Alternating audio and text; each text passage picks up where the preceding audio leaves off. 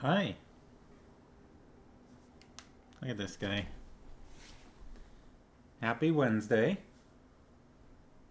Happy Wednesday, Ben. Happy Wednesday. Oh, look at his tail slowly drooping because he hasn't had a treat yet. Oh, the tragedy of puppy. No treat. Oh, never mind.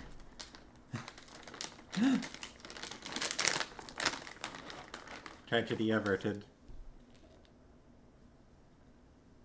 Cook it.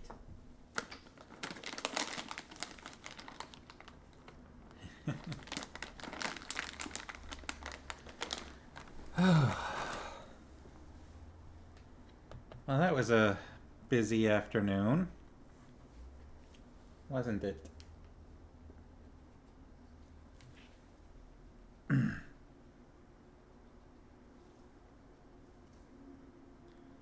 You checking out the filing cabinet, puppy? Hold on.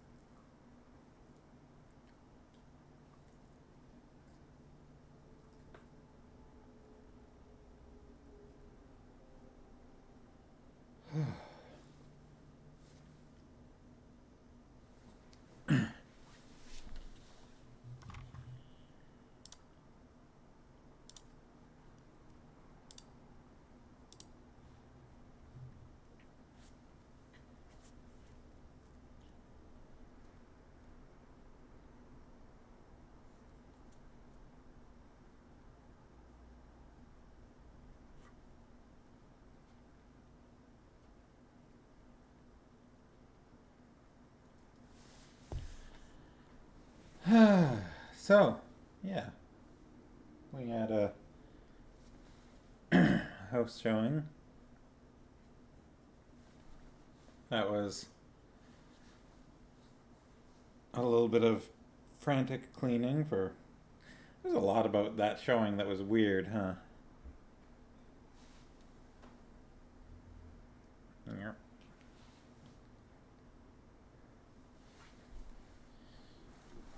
Ta-da!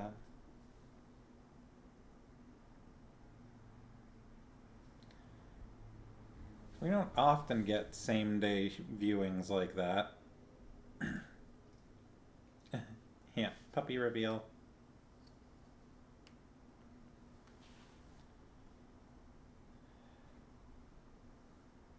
You waiting to hear a story?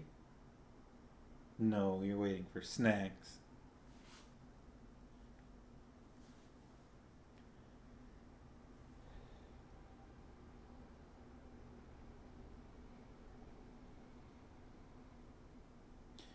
Yeah, it was odd. It was like same day booking. Guy comes in, goes, okay, I like it. Viewing's done super fast. He's like, I'm gonna make an offer, but I might take the offer back if my wife comes and looks at the place and she doesn't like it.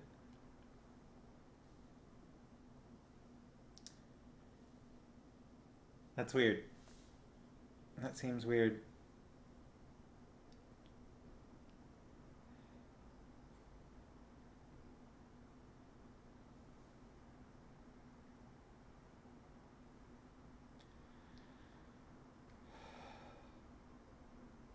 But that means we have potentially more than one interested party.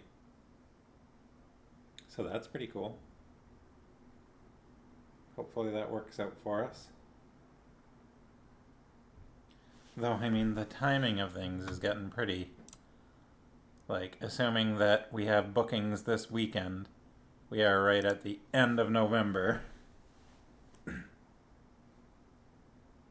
So, that's going to be complicated. Potentially. Like, this weekend is the 26th and 27th, right?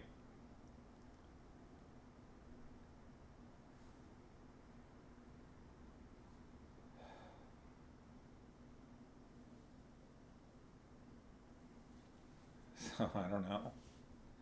I'm guessing at this point it's unlikely that we'll be moving out for the beginning of December, but and then if we don't, I don't know, we're gonna have to like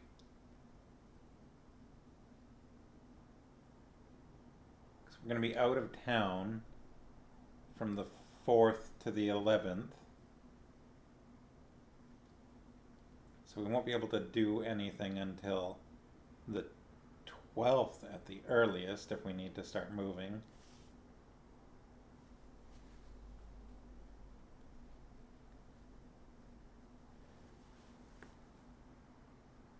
Unless we like arrange things to happen while we're gone in some way. Like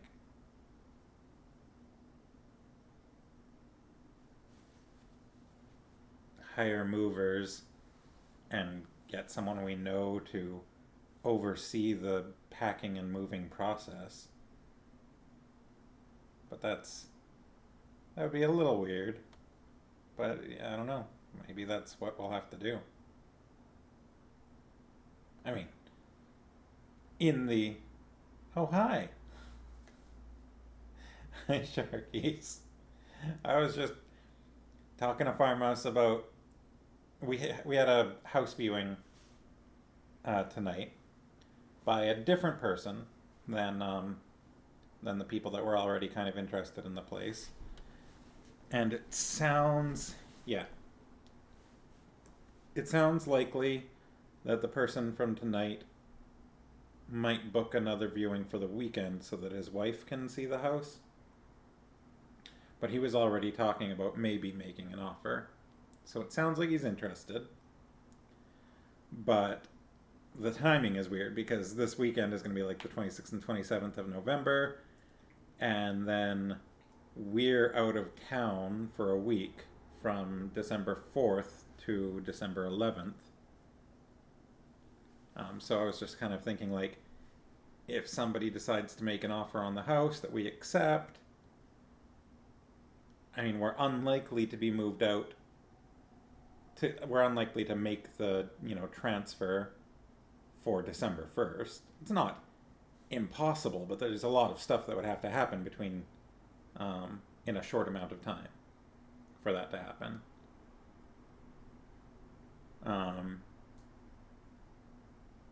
And it would be some frantic, like, packing and hiring people to help us pack, probably.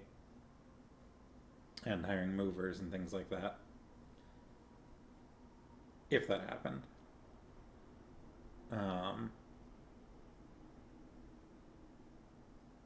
And then, assuming that it's not December 1st, which is more likely not to be December 1st, because that would be so much having to happen in such a short amount of time. Not just all our getting out of the house, but also the completion of paperwork and, transferring of funds and things like that.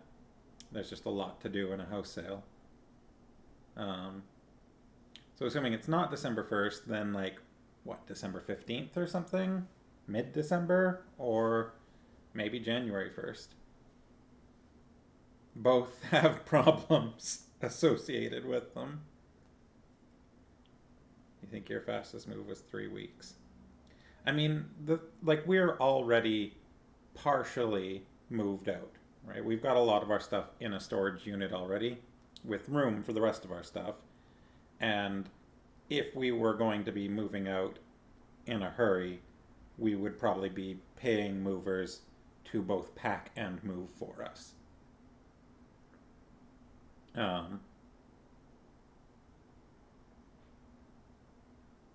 So,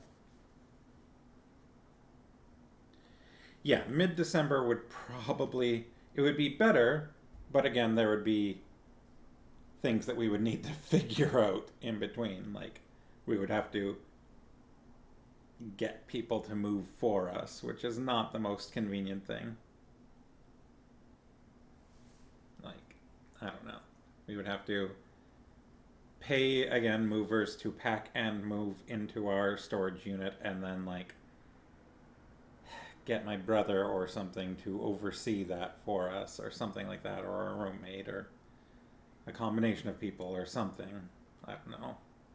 It would be weird and messy. This is a weird situation. You want a treat? You want a treat? Which hand's it in? Which hand's it in? Which hand's it in? Do you know?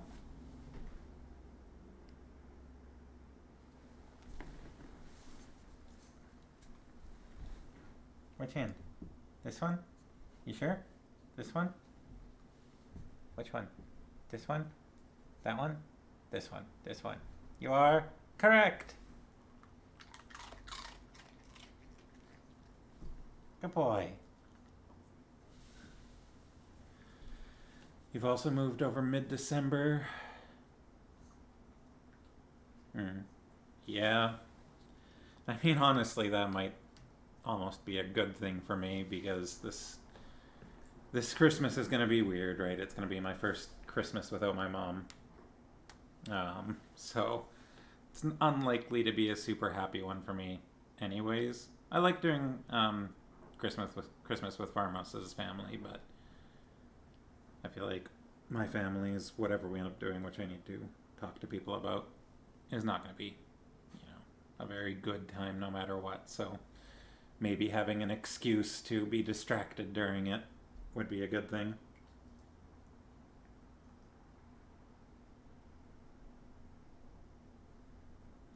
So I'm gonna guess that the answer is gonna be no, but I got early access today to a Dungeons and Dragons book that I had pre-ordered, which is Shadow of the Dragon Queen, which is a 5th edition campaign book for the Dragonlance setting.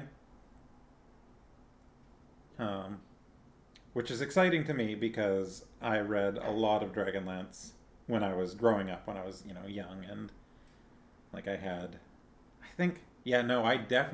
started reading the Dragonlance books in elementary school, like probably grade 5, I'm guessing. Maybe even earlier than that, maybe grade 4. And I know that that's definitely the case because I did a book report thing where which was on the book The Gully Dwarves, and I dressed up as a gully dwarf and performed a scene from said book. Which was pretty goofy. What?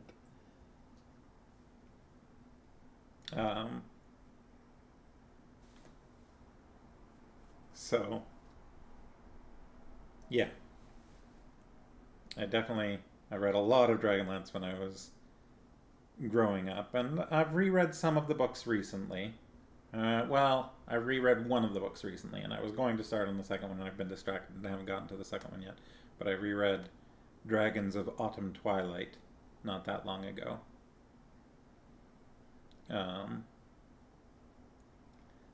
So it's like I've never actually done anything with Dragonlance in D&D. I know that there were 3.5 edition D&D books for Dragonlance. Neither of you has read any Dragonlance. It's interesting. It's there's a lot of novels in that world, but it's another like D&D based setting world, right? Like Forgotten Realms is kind of the default at this point. Dungeons and Dragons world. Eberron is a different one that has, some different fantasy races in it and different rules for the way some things work and stuff like that. And like Greyhawk is, I think, Gary Gygax's like his sort of setting. And so Kryn is the world of Dragonlance, and it's a bit different as a setting for D&D goes. Like, Greyhawk, I don't think actually is the default setting, though. Um, at this point. At this point, I think that Forgotten Realms, Sword Coast and everything else, um, I think is the 5th edition default.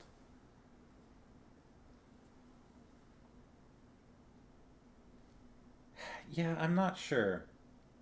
To be honest, I actually don't know very much about Greyhawk in general. Like, you know, I, yeah, I don't really know about the characters, the world, the, like, locations. Technically, I think, um, were they? Are you sure about that? Oh, okay. Yeah, so Kryn is a very interesting setting. By default, it's like sort of more like low magic, I think. Um,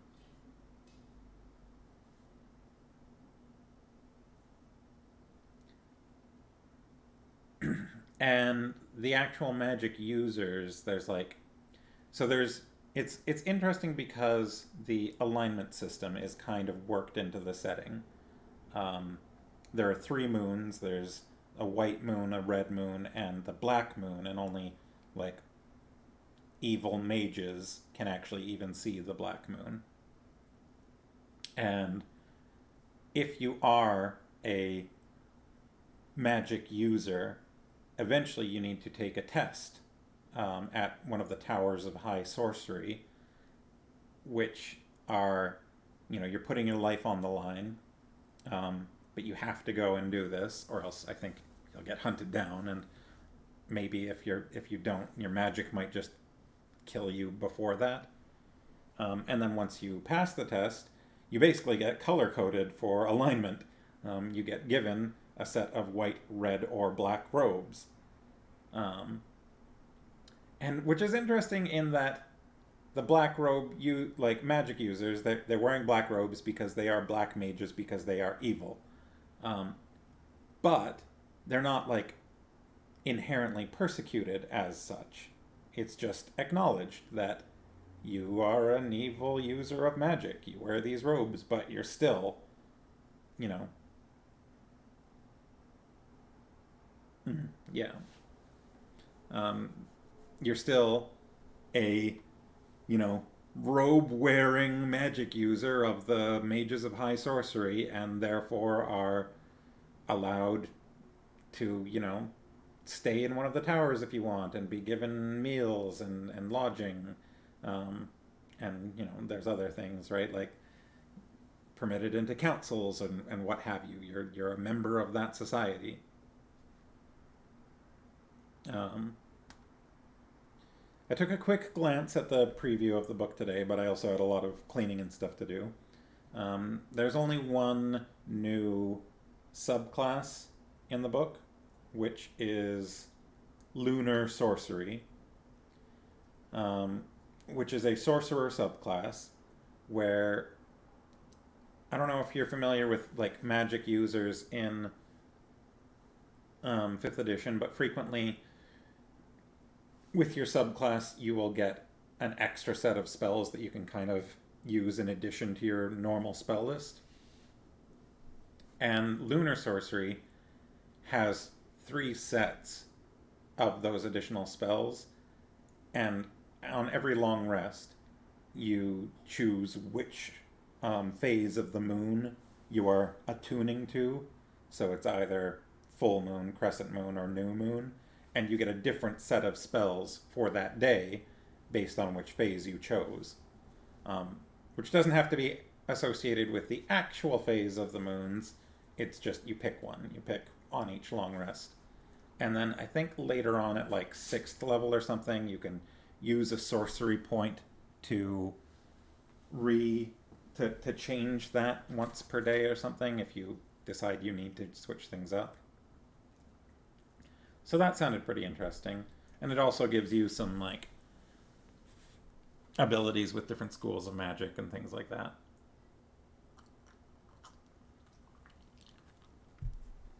They also have a race from the world of Kryn is the Kender, um, which are well, sorcerers in general. The way sorcerers in fifth work is, I think, on certain levels you learn new spells, and then every day you have access to all of your spells, but you can only cast a certain number of spells per day, and sorcerers know less spells total than wizards do. So wizards have to pick all of their spells every day that they're going to be able to use, but they pick it from all of the spells they've learned. Whereas sorcerers learn less spells, but they can use any of them as long as they've got the requisite spell slots. Right? I'm pretty sure that's how it works. I haven't actually played a sorcerer myself. I've played a wizard, but not since 3.5.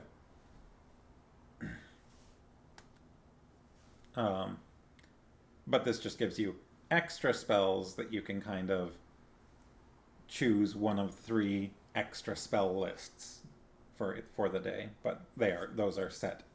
If you choose full moon spells, you'll get access to these new spells for the day. So they did sound pretty interesting. Yeah, okay.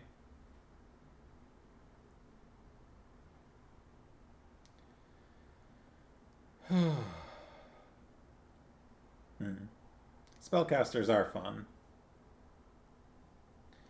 But yeah, so then there's the Kender, which are sort of like, they look to me an awful lot like your typical like slender halflings, kind of.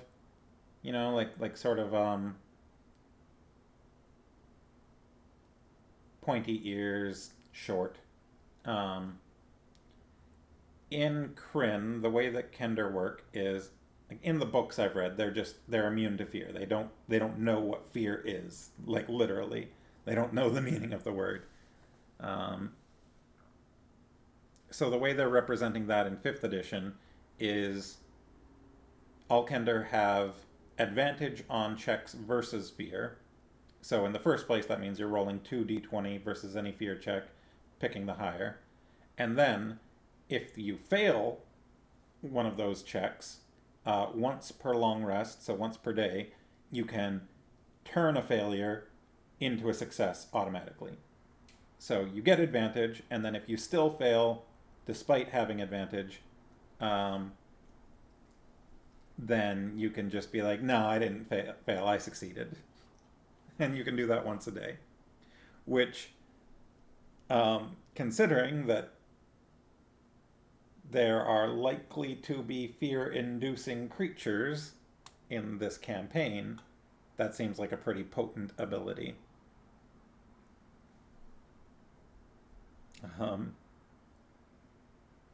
And then Kryn has this group called the Knights of Solemnia, which maybe I'm mispronouncing that. I don't think I've ever heard it.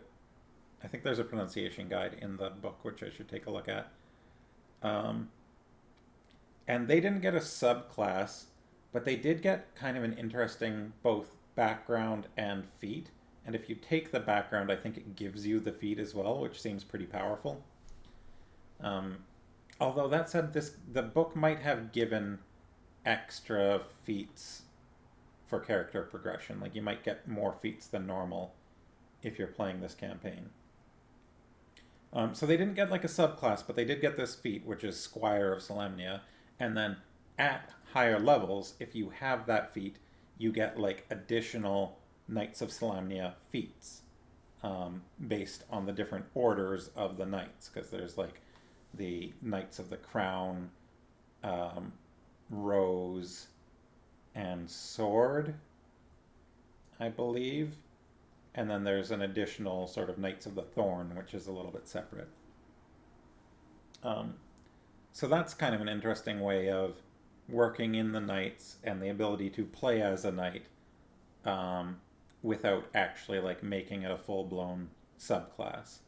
which maybe they should have done. You know, maybe they should have just made it a paladin or a fighter subclass to give it a little bit more detail. But it's an interesting like halfway point. I feel like it's not a full subclass, but it's still there. I think Ben knows there's one more treat because he's sitting here staring at me. Yeah, so it is a campaign book. It's not really a setting book, so it doesn't spell out a huge amount of details on the world. So if you're like just interested in Dragonlance, this isn't probably the best starting place to like learn about it.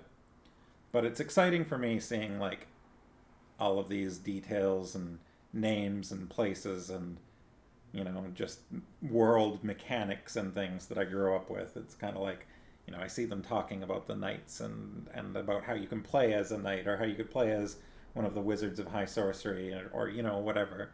And it's just kind of like, I'm fired up about it. Which is a little bit unfortunate because I don't know if I'm going to get to actually run or play this world anytime soon. But I did, yeah, I ordered the like, I don't know, deluxe edition or something like that. So that's going to be arriving while we are in Mexico. But when I get back, whenever I'm able to do a stream again, which at this point, who knows, after that trip, I'll be sure to show it off. The cover art is really cool. But yeah, I'm excited about that. So, enough about that. Thanks for listening to me ramble for like 20 minutes. Castle of Wizardry.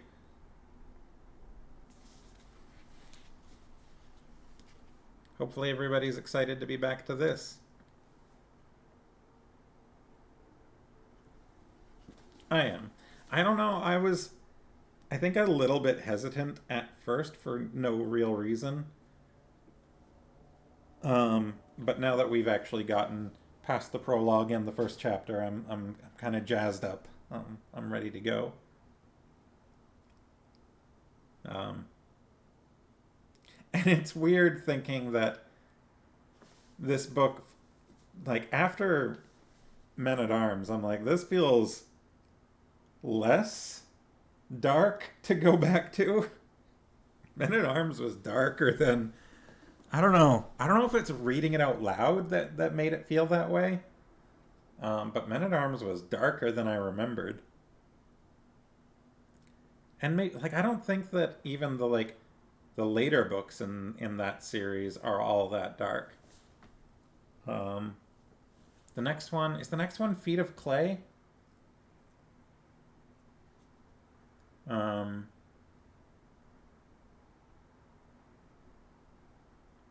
Because I think I actually even have the thing open. I've got it open. Yeah, the next one's Feet of Clay, and Feet of Clay was really fun. That's a fun book. I'm not going to say that it won't have any darkness to it, but yeah, I remember really enjoying that one. Sometimes humor can be dark in a way that straight drama can't. Yeah, I guess so. I don't know. It definitely had an interesting way, and I mean this is true of Terry Pratchett books and Discworld books in general. But just using fantasy as a way to portray problems that we have in the real world, and really poke at them. So it's been, I feel like it's been a while since I read Feet of Clay, but from what I remember of it, I remember really enjoying it. There are parts of it that are definitely very insightful and very interesting. Cool character portrayals as usual. So yeah, if we ever get to that one, which I wouldn't be surprised if we did at some point. And then Witches Abroad I also remember being fun. I feel like it's been even longer since I've read Witches Abroad, and I think I've only ever read it the one time. So I only remember just bits of that one. Like, just little pieces of it. I barely remember the plot. Anyways, we are on chapter 2. Right? Which in my copy is on page 19. Partway through page 19. But I don't know how that's going to line up with your copy because I've got one of those, larger editions.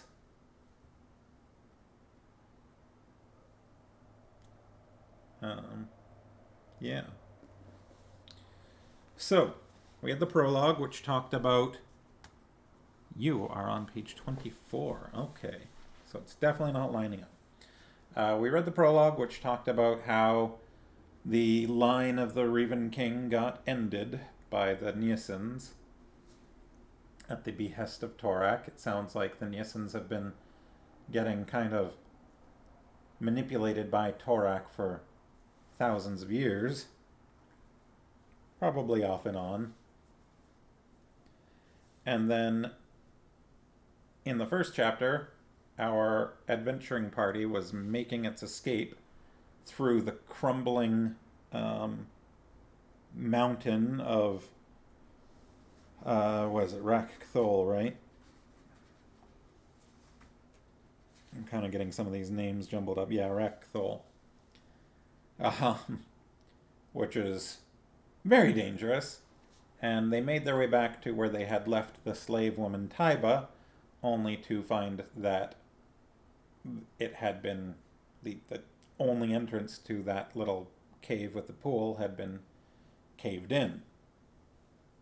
Aunt Paul basically forced Relg to walk through the rock and fetch her against many protestations. I still haven't made a bingo sheet. Dang it. And Relg did so. And that's where we left off. So, why don't we get into it then? Okay, Ben. Last one. Go get. Last one.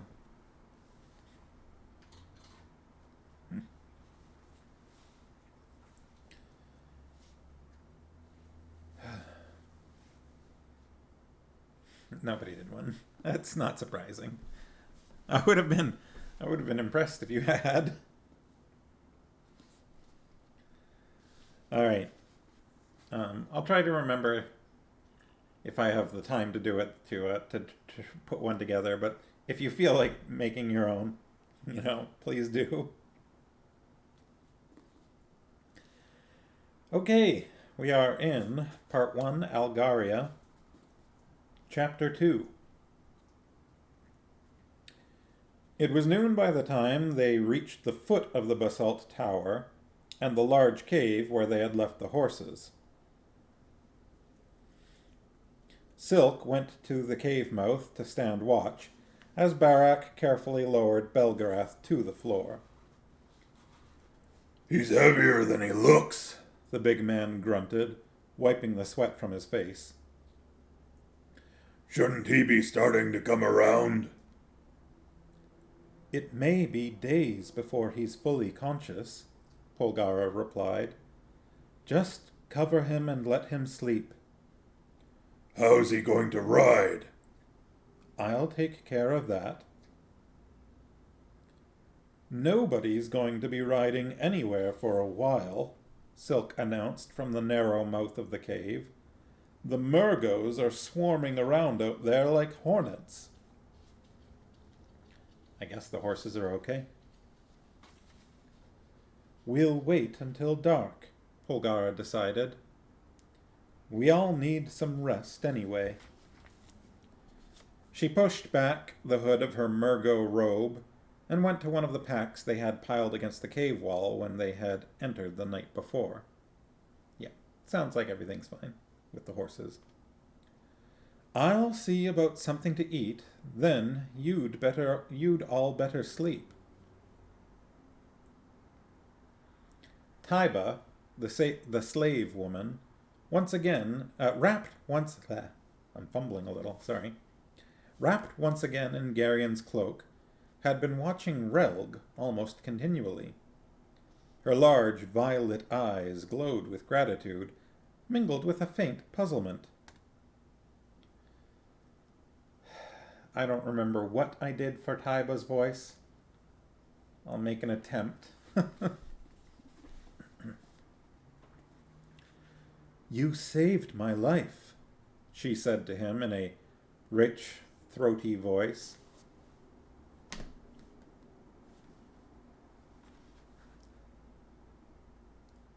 She leaned slightly toward him as she spoke. It was high but soft. It was an unconscious gesture, Garion was certain, but it was distinctly noticeable. Thank you, she added, her hand moving to rest lightly on the zealot's arm. Relg cringed back from her. Don't touch me, he gasped. She stared at him in amazement, her hand still half extended. You must never put your hands on me, he told her. Never! Taiba's look was incredulous. Her life had been spent almost entirely in darkness, and she had never learned to keep her emotions from showing on her face. Amazement gave way to humiliation, and her expression settled then into a kind of stiff, sullen pout, as she turned quickly away from the man who had just so harshly rejected her. Yup. The cloak slipped from her shoulders as she turned, and the few rags she had for clothing scarcely concealed her nakedness.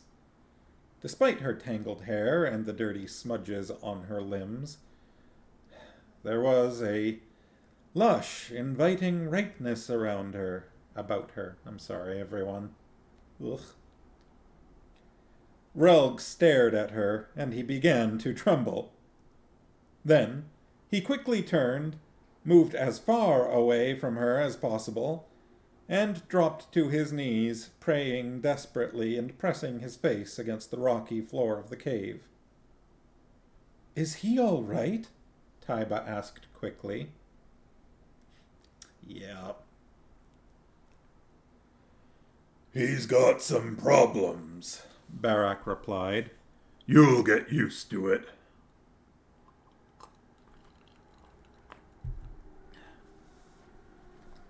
To be fair, he carried her through the rocks against his will.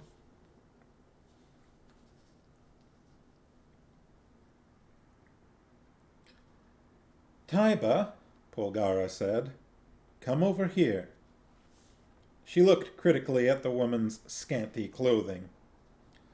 We're going to have to get something together for you to wear. It's very cold outside. There are other reasons, too, it appears. I'll see what I can find in the packs, Dernick offered. He was touching rocks more than anything at the time, including air. We'll need something for the boy, too, I think. That smock of his doesn't look any too warm. He looked over at the child, who was curiously examining the horses. You won't need to bother about me, Taiba told them. There's nothing out there for me. As soon as you leave, I'm going back to Rak Thol. What are you talking about? Polgara asked her sharply. I still have something to settle with Ktuchik, Taiba replied, fingering her rusty knife. Silk laughed from the cave mouth. We took care of that for you. Rak Cthol's falling to pieces up there, and there isn't enough left of Ktuchik to make a smudge on the floor. That wasn't quite the right voice. Still gotta get back into the habit of Silk's voice. Dead? She gasped. How? You wouldn't believe it, Silk told her. Did he suffer? She said it with a terrible eagerness.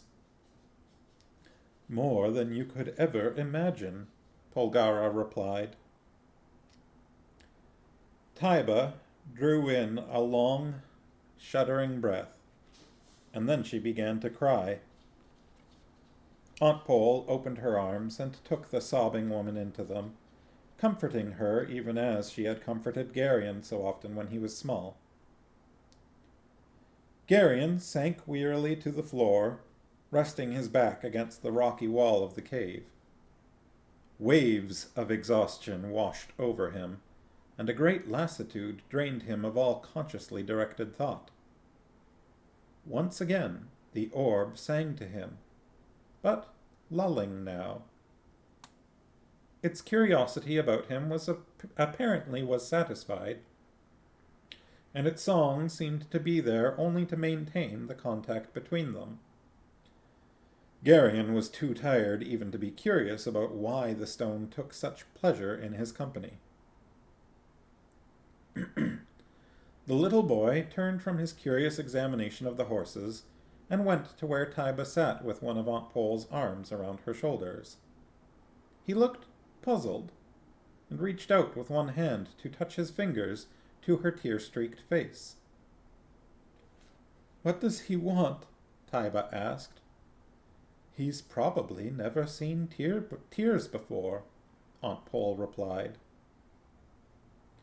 Taiba stared at the child's serious little face, then suddenly laughed through her tears and gave him a quick embrace. The little boy smiled then. Errand? He asked, offering her the orb. Don't take it, Taiba, Polgara told her very quietly. Don't even touch it. Taiba looked at the smiling child and shook her head. The little boy sighed, then came across the cave, sat down beside Geryon, and nestled against him. Barak had gone a short distance back up the passageway they had followed. Now he returned, his face grim. I can hear Murgos moving around up there, the big man reported. You can't tell how far away they are with all the echoes in these caves. But it sounds as if they're exploring every cave and passageway. Let us find some defensible spot, then, my lord, and give them reason to look for us elsewhere, Mandaralin suggested gaily. Interesting notion, Barak replied, but I'm afraid it wouldn't work. Sooner or later they're going to find us. I'll take care of it, Relg said quietly, breaking off his praying and getting to his feet. The ritual formulas had not helped him, and his eyes were haunted.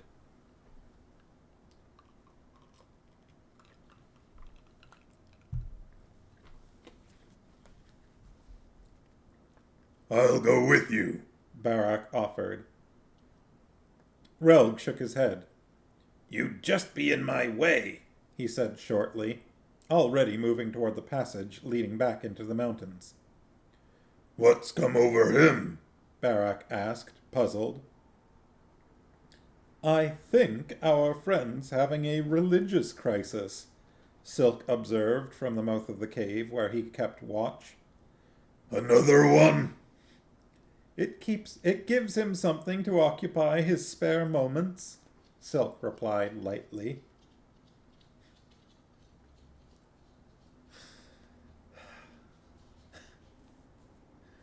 Nobody cares for Relg's nonsense. Nobody. Excuse me. Come and eat, Aunt Pole told them, laying slices of bread and cheese on top of one of the packs. "Then I want to have a look at the cut on your leg, Mandaralin." Yeah. After they had eaten, and Polgara had bandaged Mandaralin's knee, she dressed Taiba in a peculiar assortment of clothes Dernick had taken from the packs. Then she turned her attention to the little boy. He returned her grave look with one just as serious, then reached out and touched the white lock at her brow with curious fingers.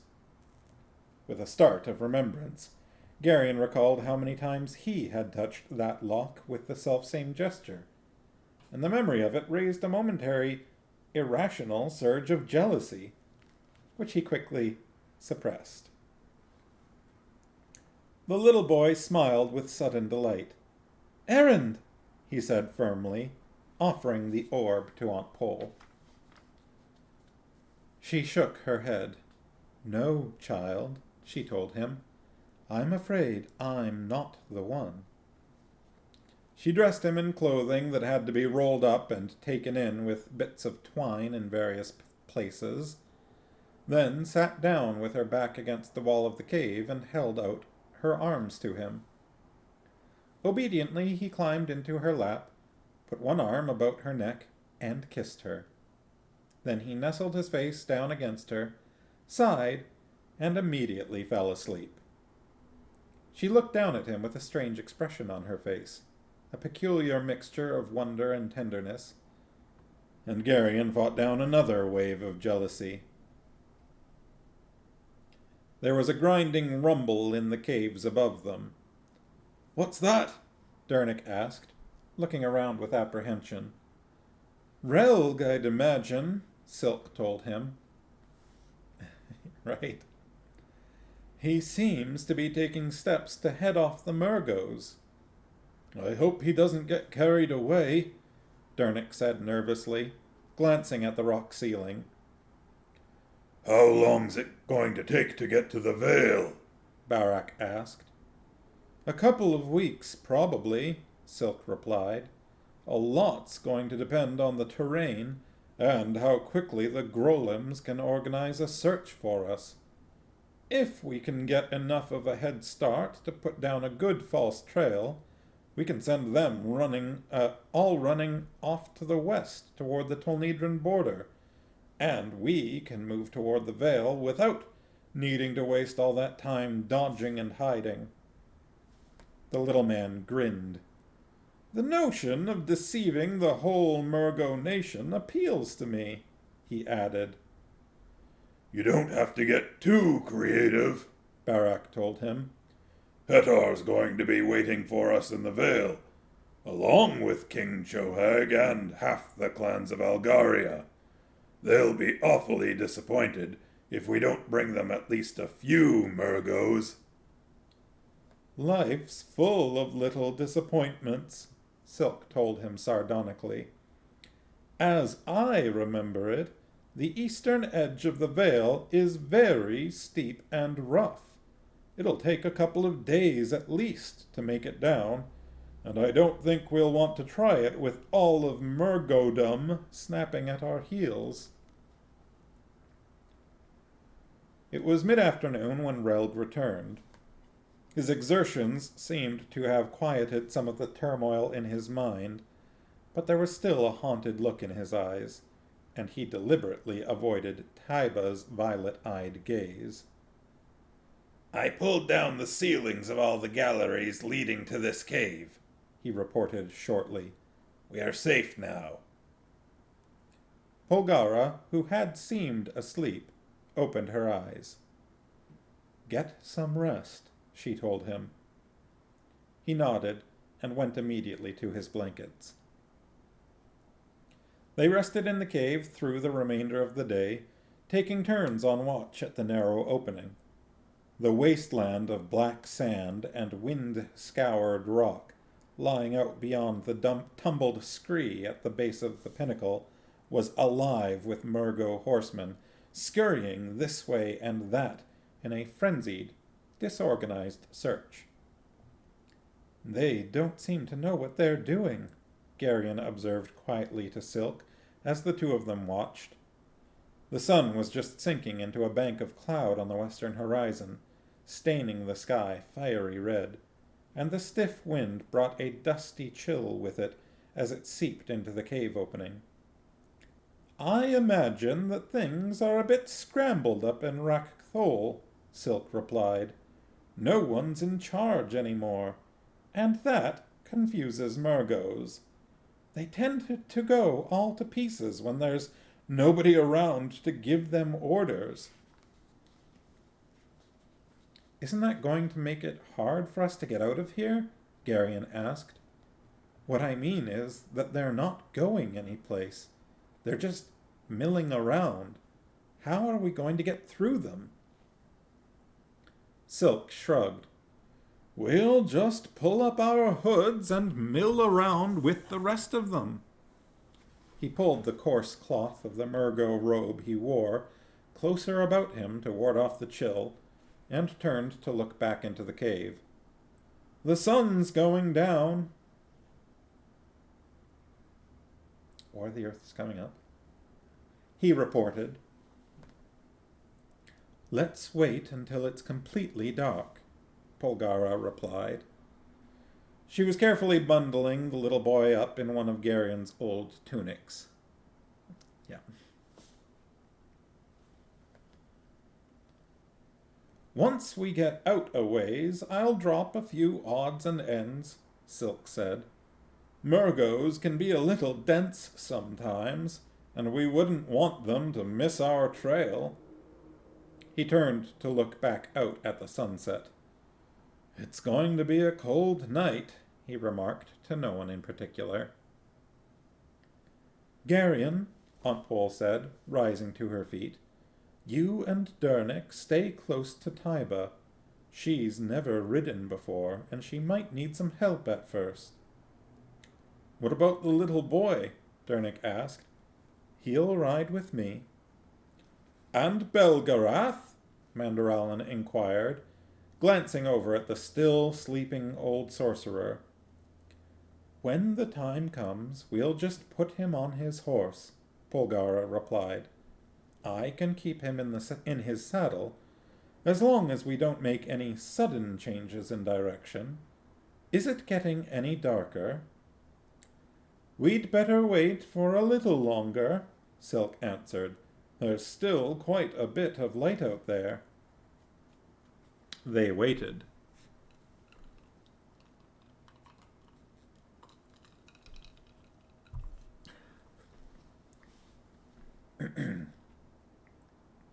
The evening sky began to turn purple, and the first stars came out, glittering cold and very far away. Torches began to appear among the searching Murgos. "Shall we go?" Silk suggested, rising to his feet. They led their horses quietly out of the cave and down across the scree to the sand. There they stopped for several moments, while a group of Murgos carrying torches galloped by several hundred yards out. "Don't get separated," Silk told them as they mounted. "How far is it to the edge of the wasteland?" Barak asked the little man, grunting as he climbed up onto his horse. 2 days hard riding," Silk replied. "Or nights in this case. We'll probably want to take cover when the sun's out. We don't look all that much like Murgos." "Let's get started," Polgara told him. They moved out at a walk, going slowly until Taiba became more sure of herself, and Belgarath showed that he could stay in his saddle, even though he could not yet communicate with anyone. Then they nudged their horses into a canter that covered a great deal of ground without exhausting the horses. As they crossed the first ridge, they rode directly into a large group of Murgos carrying torches. "Who's there?" Silk demanded sharply, his voice harsh with the characteristic accents of Murgo speech, Identify yourselves. We're from Rakthol, one of the Murgos answered respectfully. I know that, blockhead, Silk barked.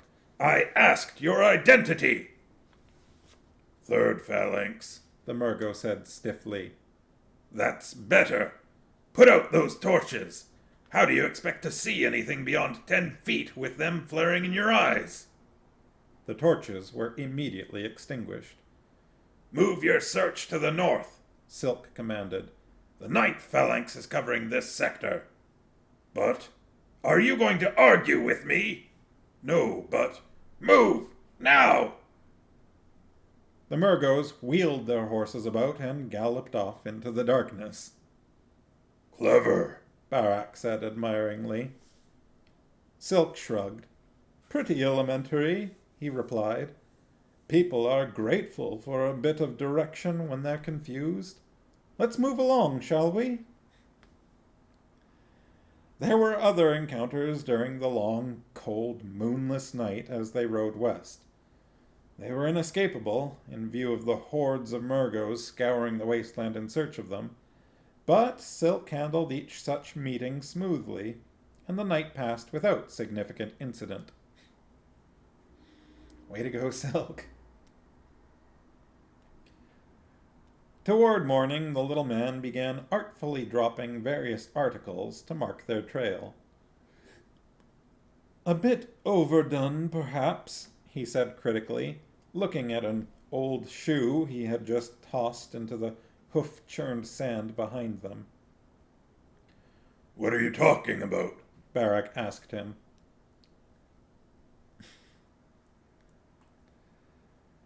Our trail, Silk replied. We want them to follow us, remember? They're supposed to think we're headed toward Tolnedra. Oh, did I not enunciate that clearly? Old shoe. The old shoe he had just tossed into the hoof-churned sand behind them. I was kind of... I was wondering why you said poop. Sorry.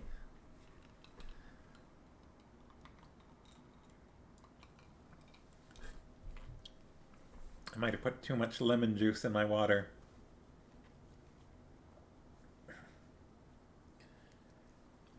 You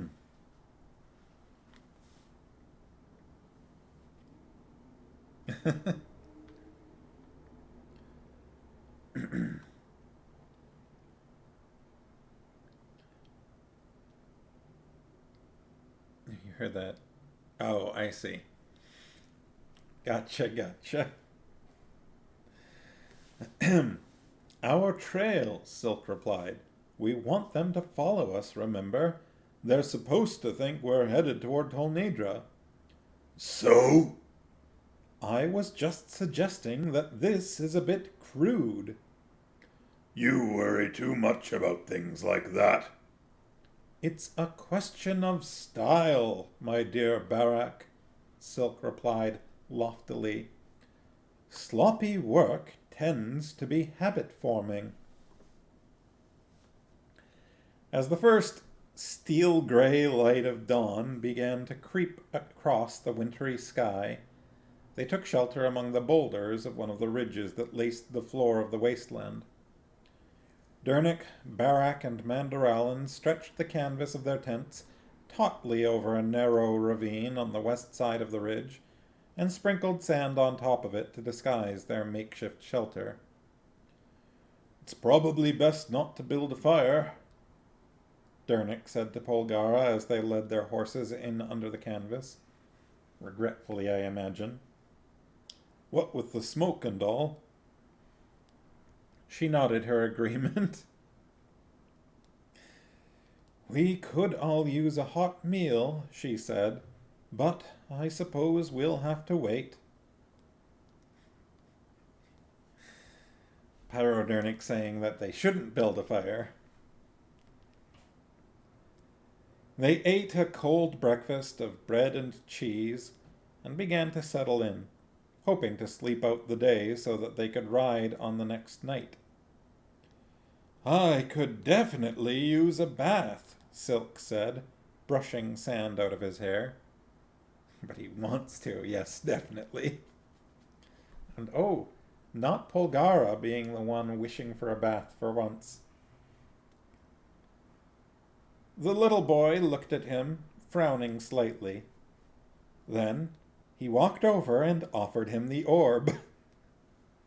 Errand? He asked.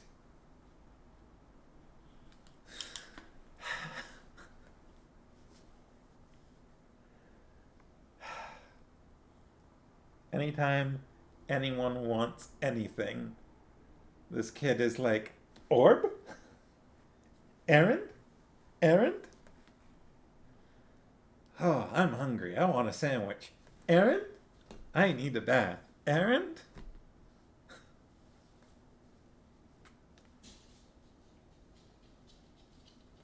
Did you say you want orb? Errand?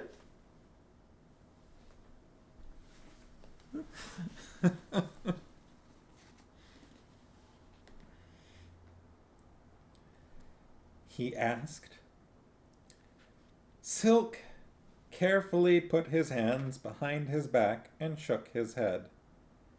Is that the only word he knows? He asked Polgara. It seems to be, she replied. I don't quite get the connection, Silk said. What does he mean by it? He's probably been told that he has an errand to run, she explained, to steal the orb. I imagine that Zedar's been telling him that over and over since he was a baby, and the word stuck in his mind. It's a bit disconcerting. Silk was still holding his hands behind his back. It seems oddly appropriate sometimes. He doesn't appear to think the way we do, she told him. The only purpose he has in life is to give the orb to someone. Anyone, it would seem. She frowned thoughtfully. Dernick, why don't you see if you can make him some kind of pouch to carry it in, and we'll fasten it to his waist. Maybe if he doesn't have it right there in his hand all the time, he won't think about it so much. Of course, Mistress Pole, Dernick agreed. I should have thought of that myself. He went to one of the packs and took out an old, burn-scarred leather apron and fashioned a pouch out of a wide piece of leather he cut from it. Boy, he said when he had finished, come here. The little boy was curiously examining a small, very dry bush at the upper end of the ravine, and gave no indication that he knew the smith was calling him. You! Errand! Dernick said. The little boy looked around quickly and smiled as he went to Dernick. Why did you call him that? Silk asked curiously. Dernick shrugged. He seems to be fond of the word, and he answers to it. It'll do for a name until we can find something more suitable, I suppose. Errand? The child asked, offering the orb to Dernick. Dernick smiled at him, bent over, and held the mouth of the pouch open. Put it in here, Errand, he instructed, and we'll tie it up all nice and safe so you won't lose it. The little boy delightedly deposited the orb in the leather pouch. Errand, he declared firmly. I suppose so, Dernick agreed. He pulled the drawstring tight and then tied the pouch to the bit of rope the boy wore as a belt. There we are, Errand. All safe and secure now. Errand examined the pouch carefully, tugging at it a few times as if to be sure it was tightly tied. Then he gave a happy little laugh, put his arms about Dernick's neck, and kissed his cheek. He's a good lad, Dernick said, looking a trifle embarrassed.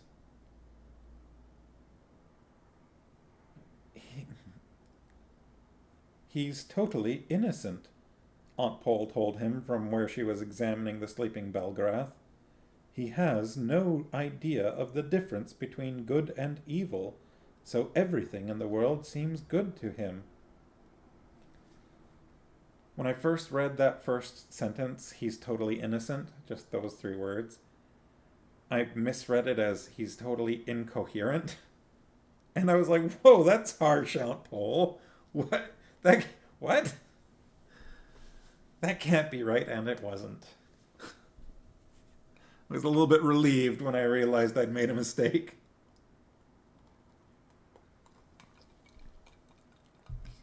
He's totally innocent, not incoherent.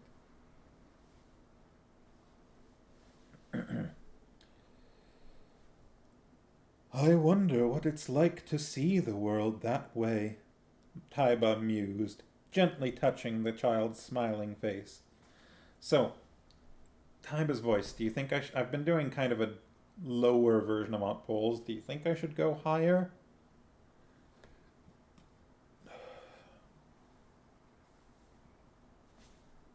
Is it... Can you tell the difference between the characters?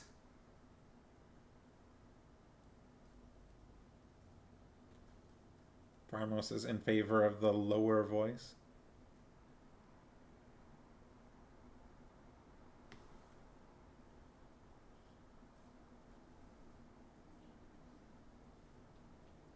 Oh.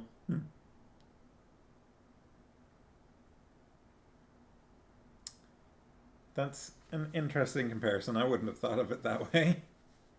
Low but whispery. Yeah, I'll try to make it a little different still. Taiba mused, gently touching the child's smiling face. No sorrow, no fear, no pain. Just to love everything you see, because you believe that everything is good. Relg, however, had looked up sharply. The troubled expression that had hovered on his face since he had rescued the trapped slave woman fell away to be replaced by that look of fanatic zeal that it had always worn before. "Monstrous!" he gasped. Of course. Taiba turned on him, her eyes hardening. What's so monstrous about happiness? She demanded, putting her arm about the boy. We aren't here to be happy, he replied, carefully avoiding her eyes. Why are we here, then? She challenged. To serve our God and to avoid sin. He still refused to look at her, and his tone seemed a trifle less certain. Well, I don't have a God, she retorted, and the child probably doesn't either.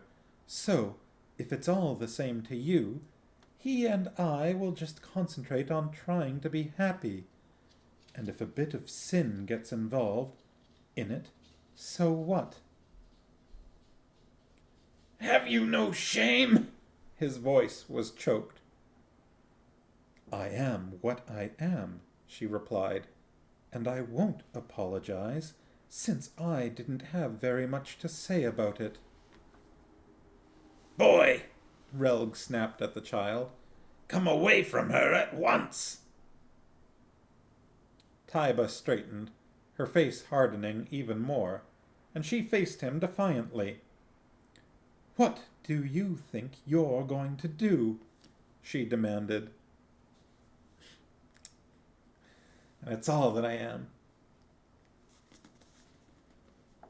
Taiba's strong to the finish because she eats her spinach.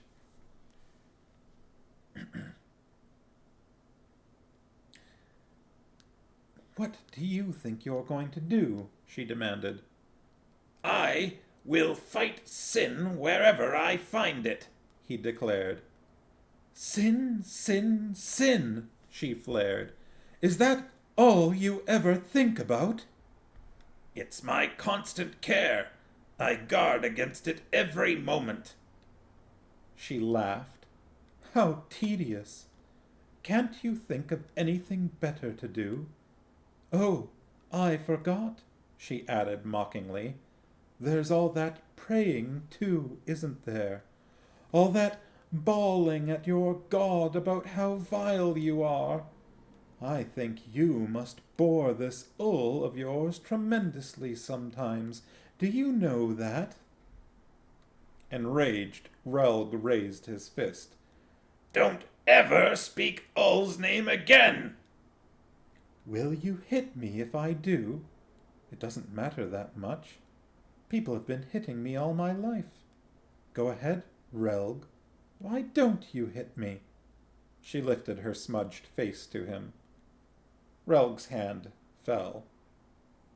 Sensing her advantage, Taiba put her hands to the throat of the rough grey dress Polgara had given her. I can stop you, Relg, she told him. She began unfastening the dress. Watch me. You look at me all the time anyway. I've seen you with your hot eyes on me. You call me names and say that I'm wicked, but still you watch. Look, then. Don't try to hide it. She continued to unfasten the front of the dress. If you're free of sin, my body shouldn't bother you at all. Relg's eyes were bulging now. No comment. My body doesn't bother me, but it bothers you very much, doesn't it? But is the wickedness in my mind or yours? I can sink you in sin any time I want to. All I have to do is this. And she pulled open the front of her dress. Relg spun about, making strangled noises. Don't you want to look, Relg? She mocked him as he fled. You have a formidable weapon there, Taiba, Silk congratulated her. It was the only weapon I had in the slave pens, she told him. I learned to use it when I had to. She carefully rebuttoned her dress and turned back to Erend as if nothing had happened. What's all the shouting? Belgarath mumbled, rousing slightly, and they all turned quickly to him. Flash attack. Relg and Taiba were having a little theological discussion, Silk replied lightly. The finer points were very interesting. How are you? But the old man had already drifted back into sleep.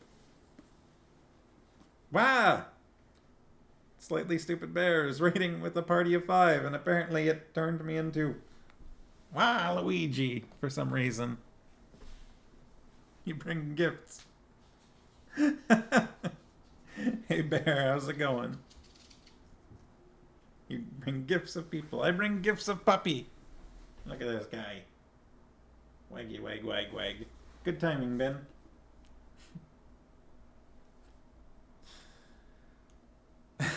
How's everybody doing?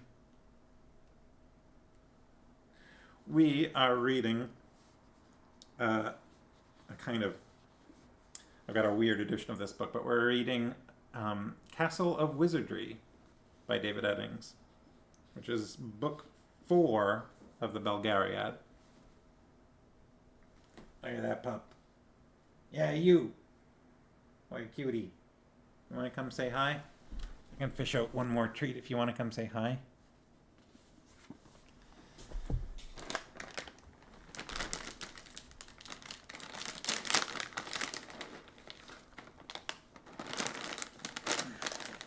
How are you doing, Bear? How's things?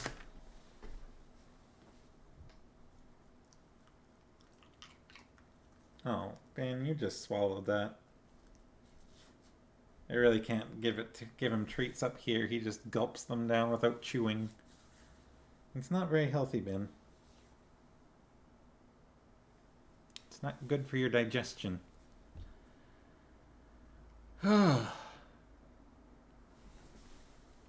Yeah, we took a bit of a break from the Belgariad. Why, thank you. And yeah, welcome to all of Bear's friends. I'm Sleet, and I read books. That's what the stream is. That's the name, Sleet Reads, right? Makes sense. It holds up. It's pretty straightforward. Yeah, we've read. We started with The Hobbit. We've read three different Discworld books by Sir Terry Pratchett, and we've been making our way through the Belgariad by David Eddings. Stream didn't go as planned. Oh, something went wrong. That's unfortunate. Well, you are, of course, welcome here.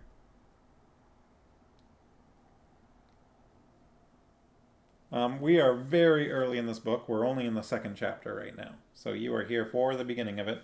Our adventuring party has just liberated a powerful magical artifact known as the Orb of Aldur, because it is an orb that was created by the god Aldur. Ooh, that's not fun. That must have been frustrating.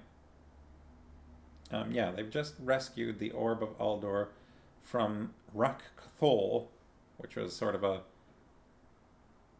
basalt mountain jutting up out of a wasteland with a city on top of it and a dark temple and led by an evil magician, you know, all that good fantasy stuff.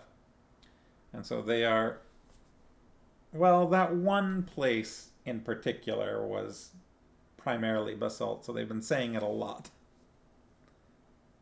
Just trying to chill for the rest of the night. Yeah, I'm gonna be going for, I don't know, maybe another 20 minutes to half an hour, something like that. Most likely. We'll see how it goes. Yeah, so currently there's basically a whole army of soldiers out combing the desert, as it were, trying to find our heroes, but luckily they're leaderless. The bad guys are currently leaderless, and so therefore not very effective in their search. While our heroes are making a dash for the border to attempt to escape pursuit.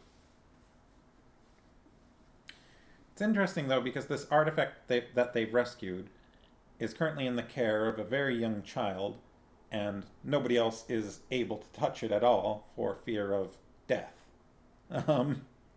Because the orb basically will destroy anyone that has any hint of evil in their heart, which is to say almost anyone. Or maybe not even evil, whose heart is not pure, I guess. With the exception of one particular family line and this small child, because small child equals purity, apparently. Yeah. So, the old man had already drifted back to sleep.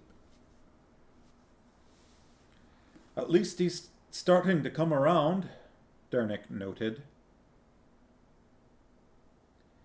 It'll be several days before he's fully recovered, Polgara told him, putting her hand to Belgarath's forehead. He's still terribly weak. Garion slept for most of the day, wrapped in his blankets and lying on the stony ground.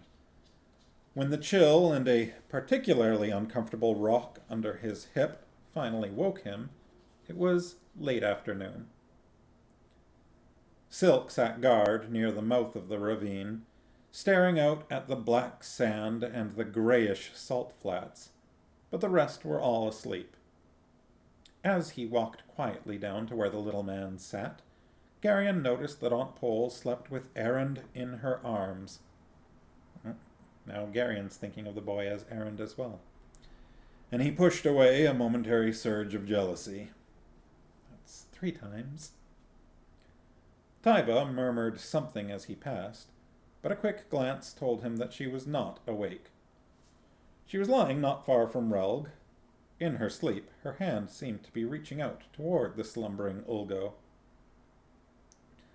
Silk's sharp little face was alert, and he showed no signs of weariness. "Good morning," he murmured. "Or whatever." "Don't you ever get tired?" Garion asked him, speaking quietly so that his voice would not disturb the others. "I slept a bit," Silk told him. Dernick came out from under the canvas roof to join them, yawning and rubbing at his eyes. "I'll relieve you now," he said to Silk. "Did you see anything?" He squinted out toward the lowering sun. Silk shrugged. "Some Murgos. They were a couple of miles off to the south. I don't think anyone's found our trail yet. We might have to make it a little more obvious for them." Garion felt a peculiar, oppressive sort of weight on the back of his neck. He glanced around uncomfortably. Then, with no warning, there was a sudden sharp stab that seemed to go straight into his mind. He gasped and tensed his will, pushing the attack away. "What's wrong?" Silk asked sharply. "A Grolem!" Garion snarled, clenching his will as he prepared to fight. "Garion!" It was Aunt Pole, and her voice sounded urgent. He turned and darted back in under the canvas with Silk and Dernick on his heels. She had risen to her feet and was standing with her arms protectively about Erend. "That was a Grolem, wasn't it?" Garion demanded, his voice sounding a bit shrill. "It was more than one," she replied tensely. "The Hierarchs control the Grolems now that Katuchik's dead. They've joined their wills to try to kill Erend." The others, awakened by her sharp cry, were stumbling to their feet and reaching for weapons. "Why are they after the boy?" Silk asked. "They know that he's the only one who can touch the orb. They think that if he dies, we won't be able to get it out of Cthul Murgos." "What do we do?" Garion asked her, looking around helplessly. "I'm going to have to concentrate on protecting the child," she told him. "Step back, Garion." "What?" "Get back away from me." She bent and drew a circle in the sand, enclosing herself and the little boy in it. "Listen to me, all of you," she said. "Until we're out of this, none of you come any closer to me than this. I don't want any of you getting hurt." She drew herself up, and the white lock in her hair seemed to blaze. "Wait!" Garion exclaimed. "I don't dare. They could attack again at any moment. It's going to be up to you to protect your grandfather and the others." "Me?" "You're the only one who can do it. You have the power. Use it." She raised her hand. "How many of them are there that I have to fight off?" Garion demanded, but he already felt the sudden surge and the peculiar roaring sound in his mind as Aunt Pole's will thrust out. The air about her seemed to shimmer, distorting like heat waves on a summer afternoon. Garion could actually feel the barrier encircling her. "Aunt Pole?" he said to her. Then he raised his voice and shouted, "Aunt Pole!" She shook her head and pointed at her ear. She seemed to say something, but no sound penetrated the shimmering shield she had erected. "How many?" Garion mouthed the words exaggeratedly. She held up both hands with one thumb folded in. "9?" he mouthed again. She nodded and then drew her cloak in around the little boy. "Well, Garion?" Silk asked then, his eyes penetrating. "What do we do now?" "Why are you asking me?" "You heard her. Belgarath's still in a daze, and she's busy. You're in charge now." "Me?" What do we do? Silk pressed. You've got to learn to make decisions.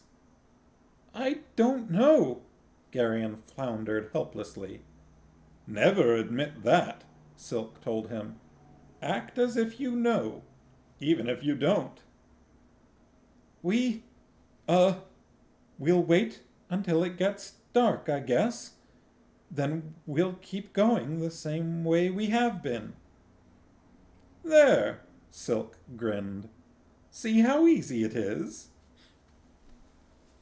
Silk. So that's an interesting development. Silk gives solid parental advice. It's 8:26. Why don't we go a little further? Is everyone okay with that? We have reached the end of chapter 2, by the way.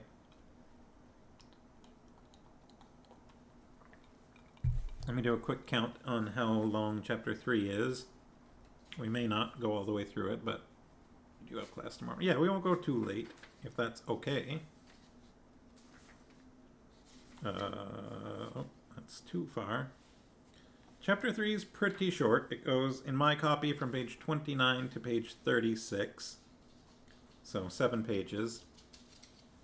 So why don't we read a bit more, and we'll see if we need to stop early. We can do that. We don't need to finish the chapter necessarily, but let's see if we can. I still don't quite have a hang on how long one page takes to read.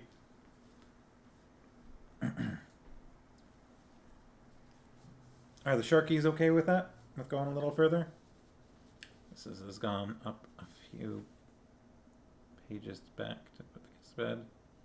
Oh, okay. I see. I mean, we can stop now. I just feel bad with Bear's raid here stopping so soon after. I don't currently have anyone else to read off to, but...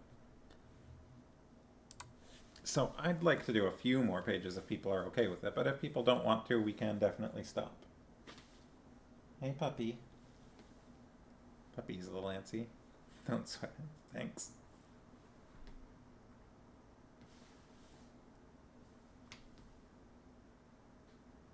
You wagging your tail? Why is your tail so droopy? Are you a good puppy? Are you a good boy? Been a week. Oh, he's too preoccupied. He's just waiting. You're gonna duck out? Alright, well, it sounds like the consensus is quit here. Bear, do you have a suggestion on someone I should raid out to? I don't follow that many people, and no one on my list is streaming right now.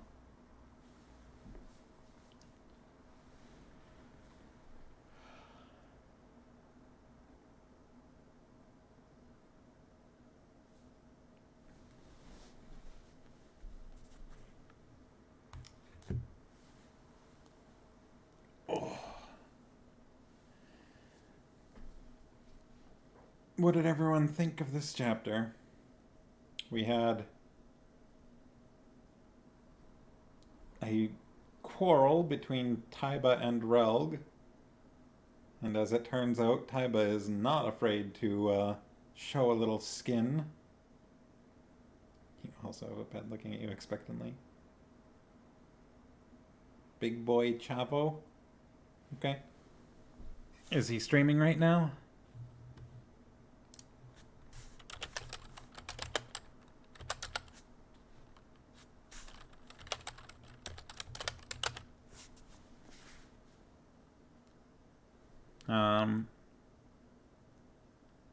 Alright.